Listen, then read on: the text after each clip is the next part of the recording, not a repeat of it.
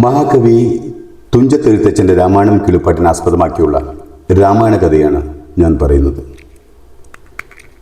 ഈ രാമായണ കഥ തുടങ്ങുന്നത് ഭഗവാൻ പരമശിവൻ പാർവതിക്ക് രാമകഥ വിസ്തരിച്ച് പറഞ്ഞു കൊടുക്കുന്ന ഇടത്തു നിന്നാണ്. ഭഗവാൻ ശിവൻ പറയുന്നത്, ഈ രാമകഥ ഭക്തിയോടെ കേൾക്കുകയോ വായിക്കുകയോ ചെയ്യുന്നവർക്ക് ദീർഘായുസ്സും ലോകശാന്തിയും സകല പാപങ്ങളിൽ നിന്നുള്ള മോചനവും ലഭിക്കുമെന്നാണ്. എന്നാൽ യഥാർത്ഥത്തിൽ രാമായണം ഉണ്ടാകുന്നത് നാരദമുനിയുടെയും വാൽമീകി മഹർഷിയുടെയും അപ്രതീക്ഷിതമായ ഒരു കൂടിക്കാഴ്ചയിൽ നിന്നാണ്. തൻ്റെ ആശ്രമത്തിൽ അതിഥിയായി എത്തിയ നാരദ മഹർഷിയെ വന്ദിച്ചുകൊണ്ട് വാൽമീകി മഹർഷി ഒരു ചോദ്യം ചോദിക്കുന്നിടത്ത് നിന്നാണ് ലോകത്തിൽ ആദ്യത്തെ കാവ്യമായ രാമായണം ആരംഭിക്കുന്നത്. തപസ്സിലും വേദപഠനത്തിലും സദാ മുഴുകിയിരിക്കുന്നവനും സംസാരിക്കാൻ അറിയുന്നവരിൽ ഏറ്റവും ശ്രേഷ്ഠനും പ്രപഞ്ചത്തിലെ എല്ലാ കാര്യങ്ങളും അറിയുന്നവനും എവിടെയും സഞ്ചരിക്കാൻ സ്വാതന്ത്ര്യമുള്ളവനുമായ നാരദനോട് തൻ്റെ സംശയ ദൂരീകരണത്തിനായി വാൽമീകി ഒരു ചോദ്യം ചോദിക്കുന്നിടത്തു നിന്നാണ് ഈ മഹാകാവ്യത്തിന് തുടക്കം. ഗുണവാൻ, വീരവാൻ, ധർമ്മജ്ഞൻ, സത്യവാക്യൻ, ദൃഢവ്രതൻ എന്നിങ്ങനെ ഒരു മനുഷ്യനുണ്ടാകേണ്ട 16 ഉത്തമ ഗുണങ്ങളുള്ള ആരെങ്കിലും നിലവിൽ ഈ ഭൂമിയിൽ ജീവിച്ചിരിക്കുന്നവരിലുണ്ടോ എന്നാണ് വാൽമീകി ചോദിക്കുന്നത്. വാൽമീകി മഹർഷിയുടെ ഈ ചോദ്യത്തിന് ഉത്തരമായിട്ടാണ് നാരദ മഹർഷി ഇക്ഷ്വാകു വംശത്തിൽ ജനിച്ച ശ്രീരാമന്റെ കഥ ചുരുക്കത്തിൽ വിവരിച്ചു കൊടുക്കുന്നത്. നാരദൻ പറഞ്ഞ ചുരുക്കരൂപമാണ് പിന്നീട് ക്രൗഞ്ചപക്ഷികളുടെ വിയോഗം കണ്ട് ദുഃഖിച്ച വാൽമീകിയിലൂടെ 24,000 ശ്ലോകങ്ങളുള്ള മഹാകാവ്യമായി വികസിച്ചത്. ഈ മഹാകാവ്യം അഥവാ സംസ്കൃതത്തിലെ ആദ്യത്തെ മഹാകാവ്യം രചിച്ച വാൽമീകി ആരായിരുന്നു എന്നറിയണ്ടേ? പറയാം ആ കഥ ആദ്യം തന്നെ.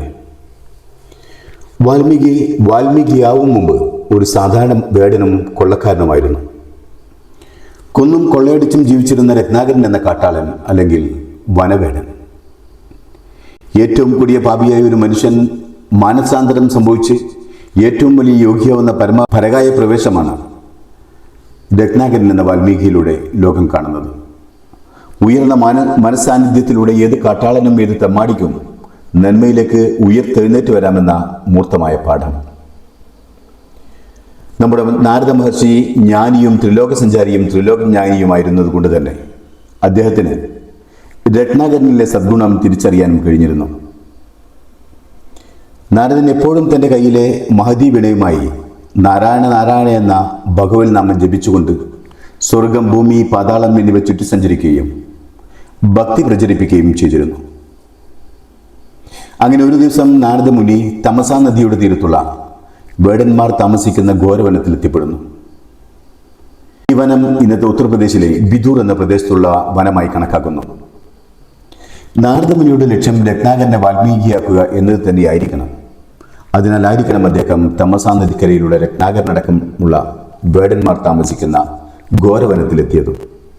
അങ്ങനെ വനത്തിലകപ്പെട്ട നാരദമുനിയെ കൊള്ളയടിക്കാൻ ശ്രമിച്ച രത്നാകരനോട് നാരദമുനി ഒരു ചോദ്യമായിരുന്നു. അല്ലയോ വനവേട, ഈ ചെയ്യുന്ന ക്രൂരതകളും പാപങ്ങളുമെല്ലാം നിന്റെ കുടുംബത്തിന് വേണ്ടിയാണല്ലോ? രത്നാകരൻ പറഞ്ഞു, അതെ, അവരുടെ ക്ഷേമത്തിനും സന്തോഷത്തിനും വേണ്ടിയാണ് ഞാൻ ഈ ചെയ്യുന്നതെല്ലാം. അങ്ങേക്ക് തോന്നുന്നുണ്ടോ അങ്ങനെയല്ല എന്ന്? നാരദമുനി പറഞ്ഞു, അങ്ങനെയില്ല, എല്ലാം താങ്കളുടെ കുടുംബത്തിന് തന്നെ. എന്നിരുന്നാലും ഞാനും ചോദിക്കട്ടെ, താങ്കൾ ചെയ്യുന്ന ഈ പാപത്തിന്റെ പങ്കുപറ്റാൻ താങ്കളുടെ ഭാര്യയും മക്കളും തയ്യാറാകുമോ?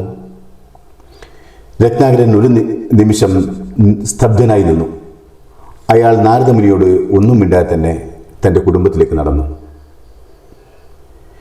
വീട്ടിലെത്തിയ രത്നാകരൻ വെള്ളമോ ഭക്ഷണമോ അല്ല ചോദിച്ചത്. പകരം ഭാര്യയെയും മക്കളെയും തൻ്റെ മുന്നിലേക്ക് വിളിച്ചു വരുത്തി.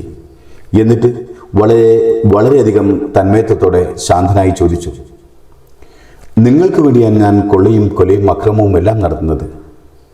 നാളെ ദൈവസന്നിധിയിൽ ഞാൻ ഈ ചെയ്യുന്ന പാപങ്ങളെല്ലാം ഞാൻ സ്വയം ഏൽക്കേണ്ടി വരുമോ? അതോ എൻ്റെ പാപത്തിൽ നിങ്ങളും പങ്കുചേരുമോ?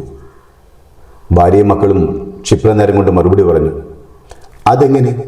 നിങ്ങൾ ചെയ്ത പാപങ്ങൾക്ക് നിങ്ങൾ തന്നെയാണ് ഉത്തരവാദി. ഞങ്ങൾക്കതിൽ യാതൊരു പങ്കുമില്ല. അത് കേട്ടപ്പോൾ രത്നാകരൻ്റെ ഉള്ളം പിഴഞ്ഞു.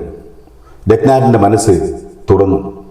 തൻ്റെ പാപങ്ങൾ താൻ തന്നെ ചുമക്കണമെന്ന ചിന്ത മനസ്സിനെ വല്ലാതെ മതിച്ചു. രത്നാകരൻ പാപവഴിയിൽ നിന്ന് തനിയെ പിന്തിരിഞ്ഞു.